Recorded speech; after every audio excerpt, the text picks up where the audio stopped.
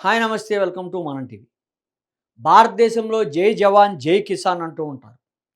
అటువంటి జవాన్ ఒక దారుణానికైతే ఒడిగట్టాడు. తన కట్టుకున్న భార్యనే ముక్కలు ముక్కలుగా కోసి కుక్కర్‌లో ఉడికించి 3 రోజుల పాటు ఎండబెట్టి రోకలతో దంచి చెరువులోకి పోశాడు. ఈ దారుణం ఎక్కడో కాదు, హైదరాబాద్ మీర్పేట్ కార్పొరేషన్ పరిధిలో శ్రీ వెంకటేశ్వరరావు నగర్ కాలనీలో జరిగింది. గురుమూర్తి అనే జవాన్ వెంకటేశ్వరరావు కాలనీలో అద్దెకి ఉంటున్నాడు. అతను సొంత ఊరు ఆంధ్రప్రదేశ్ రాష్ట్రానికి చెందిన ప్రకాశం జిల్లా తూప్రాన్. అయితే 39 ఏళ్ల వయసులో రిటైర్డ్ అయిన గురుమూర్తి 13 ఏళ్ల క్రితం తను వెంకటరమణ సుబ్బమ్మల కూతురైన వెంకట మాధవిని పెళ్లి చేసుకున్నాడు.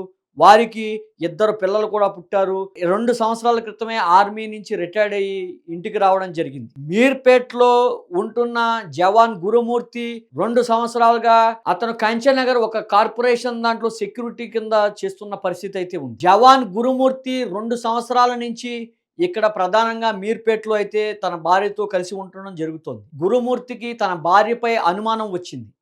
అనుమానం వచ్చి తను వేరే వారితో అక్రమ సంబంధం ఉందన్న అనుమానం బలంగా పెంచుకున్నాడు. అతి కిరాతకంగా పథకం ప్రకారం గురుమూర్తి ఈ హత్యకు ఒడిగట్టాడు. జవాన్ అంటే ధైర్యం ఉంటుంది. జవాన్ అంటే తెగింపు ఉంటుంది.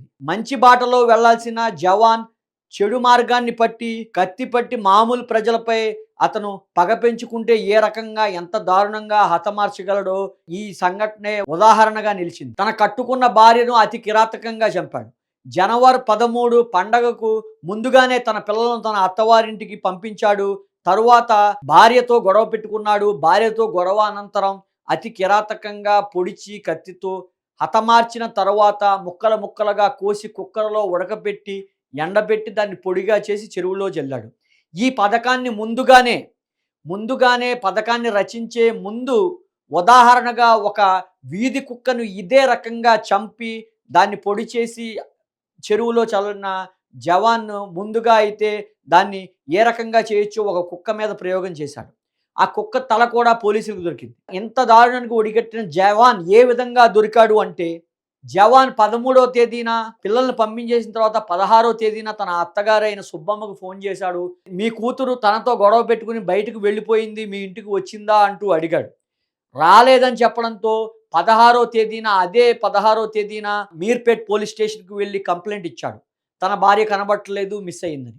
అయితే మీర్పేట్ పోలీసులు తప్పిపోయిన కేసు ఏదైతే మిస్సింగ్ కేసు అయితే నమోదు చేశారో, మిస్సింగ్ కేసు నమోదు చేసిన అనంతరం పోలీసులు విచారణ చేపట్టారు. అయితే పోలీసులు ప్రాథమికంగా ఈ సంఘటనకు కారణాలు అడిగితే 13వ తారీఖున తనతో గొడవపడి బయటకు వెళ్ళిపోయిందని చెప్పారు. అయితే 16వ తేదీన వెళ్ళిపోయిందని గురుమూర్తి చెప్పాడు పోలీసులకు. 16వ తేదీన సీసీ ఫుటేజులు పరిశీలించిన పోలీసులైతే ఆ మాధవి బయటకు రాలేదు, ఎక్కడికి ఇంటి నుంచి కనీసం బయటకి ఎక్కడికి వెళ్ళలేదనైతే కనిపెట్టారు. దాంతో పోలీసులు తనదైన రీతిలో గురుమూర్తికైతే నిజాన్ని ఏ రకంగా తనదైన శైలిలో ట్రీట్మెంట్ ఇచ్చారు. ట్రీట్మెంట్ ఇస్తే తానే చంపినట్టుగా ఒప్పుకున్నాడు అని తెలుస్తోంది. పోలీసులు అతను చెప్పిన కథనం ప్రకారం వివరాలైతే ఏ రకంగా పొడిచాడు, కేవలం ఒక అనుమానంతోనే, తన భార్య వేరే అక్రమ సంబంధం ఉంటుందని కేవలం ఒక అనుమానం రావడంతోనే మాజీ రిటైర్డ్ జవాన్ గురుమూర్తి అయితే ఇంత దారుణానికైతే ఒడిగట్టిన పరిస్థితి అయితే ఉంది. దీన్ని ఏదైతే 16వ తేదీన సీసీ ఫుటేజ్‌లో తన భార్య కనబడకపోవడంతో పోలీసులు ఈ గురుమూర్తిపై అనుమానం వచ్చింది. తనదైన శైలిలో వారు అడగగా ఈ ఉదంతం అంతా బయటపడిన పరిస్థితి. ఎంత దారుణం చూశాక చుట్టుపక్కల ప్రజలందరూ కూడా భయభ్రాంతులకు గురయ్యారు. మీర్పేట్ కార్పొరేషన్ పరిధిలో ఈ జవాన్ ఉంటున్న శ్రీ వెంకటేశ్వర నగర్ కాలనీ దగ్గర చుట్టుపక్కల వారు కూడా షాక్ అయ్యారు.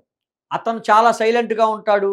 ఎక్కడ పైకి మాట్లాడడు. తన పనేదో తను చూసుకుంటాడు అన్నట్టుగా మాట్లాడిన పరిస్థితి అయితే ఉంది. పోలీసులు గురుమూర్తిని అదుపులోకి తీసుకున్నారు. తొందరలోనే పూర్తి వివరాలు చెప్పనున్నారు.